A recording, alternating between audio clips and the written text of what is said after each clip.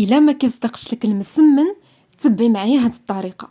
المسمن ديالك غادي يجي مورق وبلا زبده، غير بالزيت. عندي هنا كيلو لاروب ديال الدقيق، نص كيلو ديال الفينو، خماره وحده، شويه ديال الملحه، الزيت الروميه، شويه دقيق ديال الفينو، والماء دافي باش نخلطوا العجينه.